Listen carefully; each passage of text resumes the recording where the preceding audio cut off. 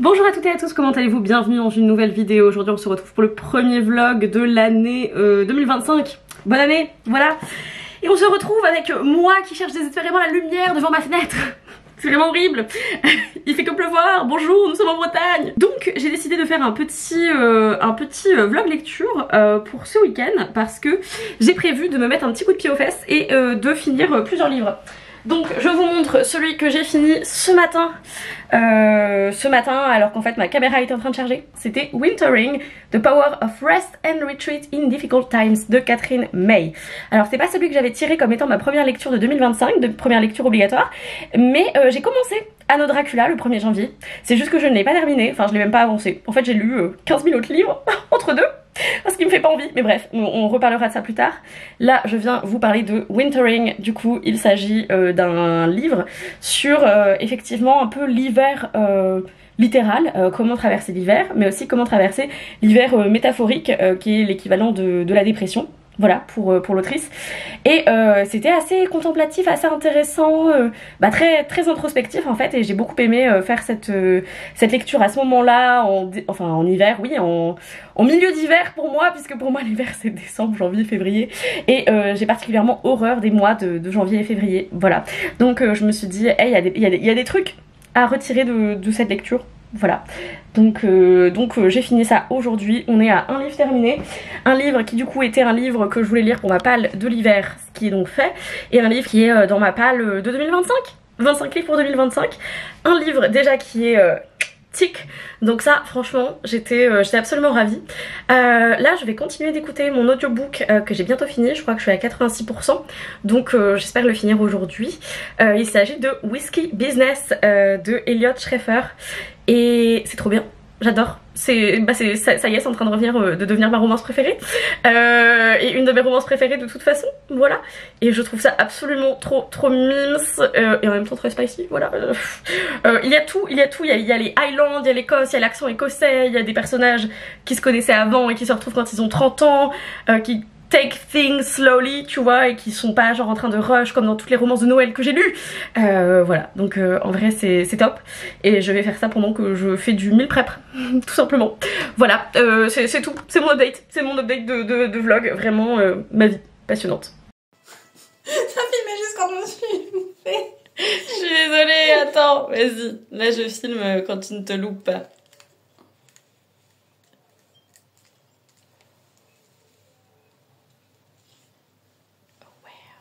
On se prépare pour Bridgerton, wow. Dans notre salle de bain, voilà. Inside the bathroom, yeah. On va faire un petit tour. Non. Get ready with me.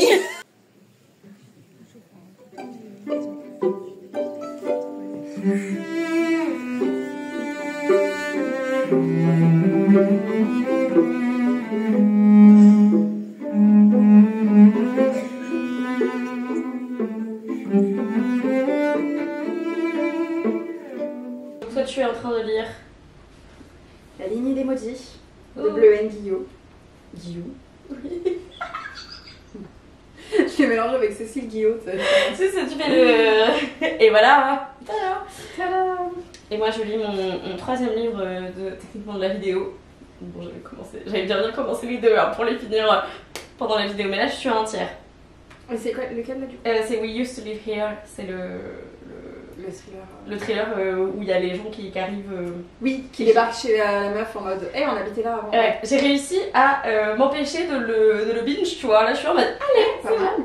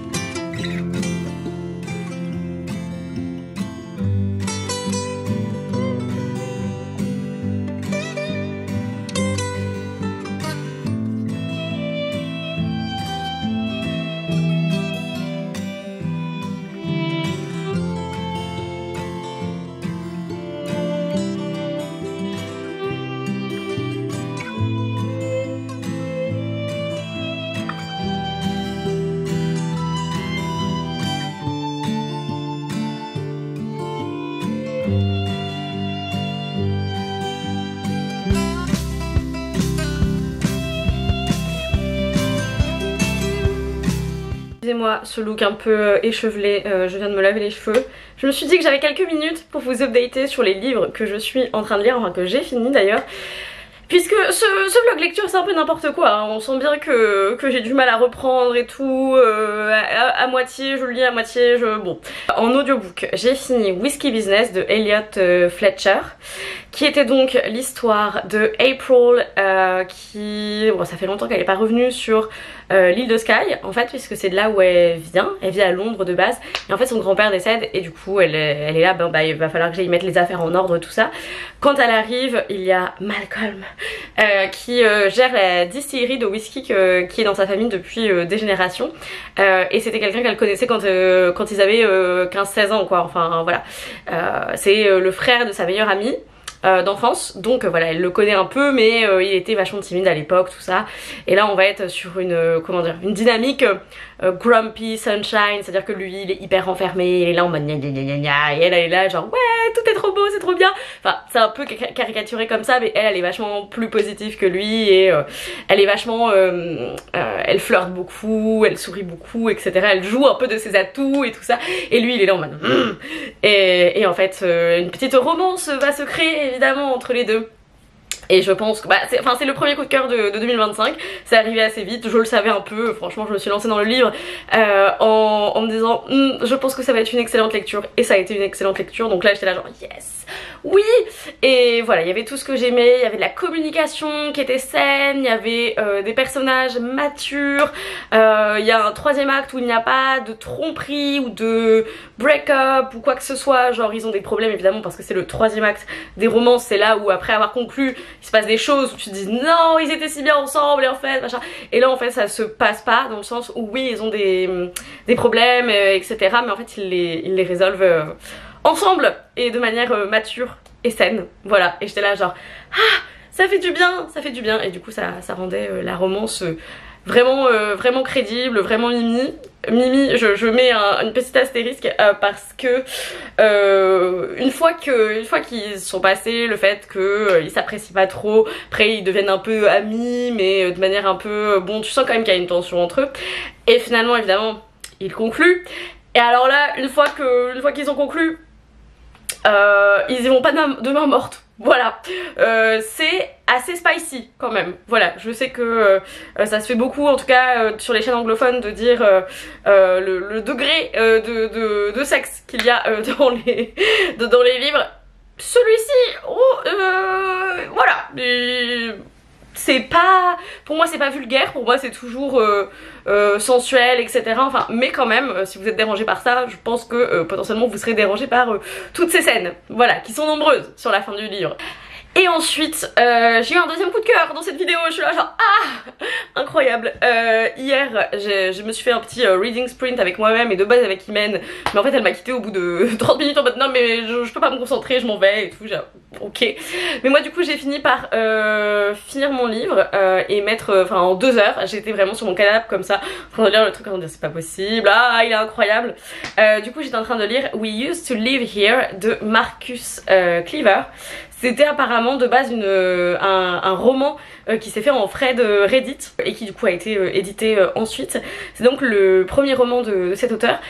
Et waouh, monsieur, est-ce que vous sentez bien? Est-ce que vous clignez les yeux 2 fois si vous avez besoin d'aide? Parce que moi j'ai besoin d'aide après avoir lu ce livre. On va suivre du coup 2 personnages, on va suivre Eve et sa copine Charlie. Toutes les deux elles ont acheté une propriété qui est un peu reculée dans les bois etc. pour la retaper, pour la flip comme on dit. Ils la rénovent, enfin elle la rénove et ensuite elle la revendent plus cher etc. Voilà. Et en fait Eve est toute seule, elle attend que Charlie rentre de je ne sais pas où. Elle se dit c'est bizarre, bon Charlie est pas encore là, et il y a quelqu'un qui frappe à la porte, donc elle y va, et il y a un mec avec sa femme et ses 3 enfants qui dit bah en fait avant je vivais là, on est dans le coin, est-ce que je pourrais leur montrer la maison, SVP et tout. Et Eve elle est vachement mal à l'aise, elle se dit bah j'ai pas envie de leur montrer, j'ai pas envie de leur ouvrir chez moi etc. Mais elle se dit bon bah enfin en même temps elle leur dit ok à 15 minutes. Et de là, et de là. Alors dans le synopsis c'est dit que bah voilà elle attend Charlie, etc. et que Charlie ne rentre pas, slash disparaît, slash voilà. Donc il y a un problème avec Charlie de toute façon, que finalement la famille au fur et à mesure reste de plus en plus. Au début c'est censé être 15 minutes, finalement il se passe des choses qui font qu'ils doivent rester, etc. Ah, c'était trop bien, c'était trop bien. Oh là là là là là, j'ai eu des frissons tout le long. Et la fin j'étais vraiment en bug, j'étais comme ça en mode mais j'ai besoin d'en parler avec quelqu'un. Genre j'ai besoin de lire des reviews spoilantes, j'ai besoin de tout ça en fait. J'étais là genre je peux pas rester juste comme ça et ne pas savoir. Mais c'était vraiment incroyable. Pour vous le décrire un peu au niveau de l'ambiance, je dirais que c'est The Haunting of Hill House meets Parasite et Get Out en gros. Voilà, vraiment tout ce que j'aime. Et du coup les deux livres que je suis en train de lire, mais j'ai vraiment, enfin je suis au début des deux quoi. C'est-à-dire que bon bah je suis pas forcément à fond dedans. On a Anno Dracula de Kim Newman qui est censé être ma première lecture de 2025. Bon bah là si je le finis maintenant ce sera la 4e lecture de 2025. Mais on va avoir une sorte de réalité alternative où la reine Victoria s'est remariée avec le comte Dracula après la mort du prince Albert au 19e siècle en Angleterre. Du coup c'est 1888. Et en fait les vampires du coup ont investi la ville de Londres. Et là on va avoir on a des vampires prostituées qui se font assassiner sauvagement. Et donc on va demander à une enquêtrice de mener l'enquête. Et aussi à l'estrade. L'estrade est là-dedans et il est devenu vampire et je suis genre what. Mais voilà, j'aime, il y a tout pour me plaire, mais je sais pas si je suis dans le mood en fait. Et en fait ça fait des années que je suis pas dans le mood, si vous voyez ce que je veux dire. Genre c'est un livre que j'ai acheté en, je sais même plus s'il y a la date, est-ce que j'ai mis la date? Non, mais je crois que c'était en 2018 ou 2019, donc ça commence à faire et jamais eu vraiment très envie de le lire, ce qui est très étrange. Et lui je l'ai depuis le 13 mai 2019. La recluse de Wildfell Hall de Anne Brontë. Et là je me suis dit allez vas-y let's go, quand même il faut. Et j'ai une copine qui est en train de le lire et tout. Et en théorie je suis censée le lire pour un book club, comment dire, le 25 janvier. Du coup je suis là genre ça pourrait être bien de réussir à le lire. Mais voilà, c'est les deux livres que je prévois de lire pour continuer ce vlog.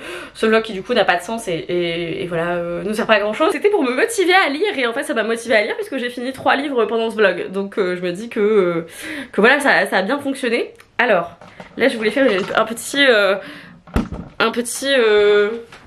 outfit of the day. On a cette jupe incroyable, je vais me rapprocher un peu, qui a des petits détails dessus, qui a des petites fleurs, qui est vraiment en gros, un peu en, je saurais pas comment dire, en gros velours, qui tient bien chaud parce que là dehors il fait -6. Et du coup j'ai ce truc un peu thermo qui garde, vous voyez. Bref, voilà, c'est mon outfit of the day et je sais pas ce que je vais mettre avec comme chaussures. Mais vraiment ça va être gros collant, grosses chaussures, une grosse doudoune, la totale, voilà. Mais c'est, je voulais quand même me sentir un petit peu apprêtée, un petit peu mignonne dans cet outfit of the day. Voilà.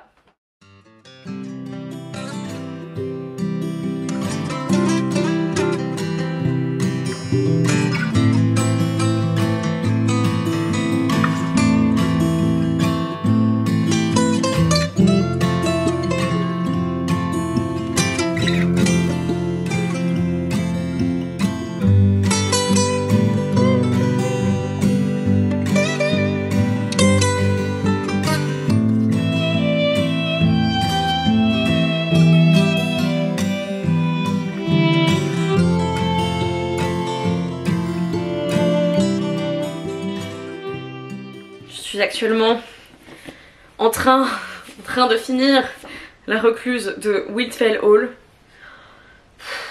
JPP, vraiment j'en ai marre. J'ai des envies de meurtre, pas contre le personnage principal ou contre l'autrice, juste un des personnages. Vraiment je pense que là on est sur le summum de la connerie et voilà quoi, et même pas de la connerie mais genre je le hais du plus profond de mon âme. C'est pas possible en fait. Et bien le bonjour, je vous reviens parce que j'ai lu 2 livres. Enfin j'ai lu 2 livres. Non, j'ai sorti 2 livres de ma palle. C'est pas la même chose. Comme vous avez pu le voir ces derniers jours, j'étais en train de lire The Tenant of Wildfell Hall. Oula, non, je vais pas montrer parce que sinon la lumière ne se met pas sur ma gueule. Du coup, train de lire ce livre, qui était l'histoire de Gilbert Markham. Il y a une nouvelle femme qui est veuve avec un enfant en bas âge qui s'installe dans le voisinage. Et évidemment elle attire les remarques, les curiosités, etc.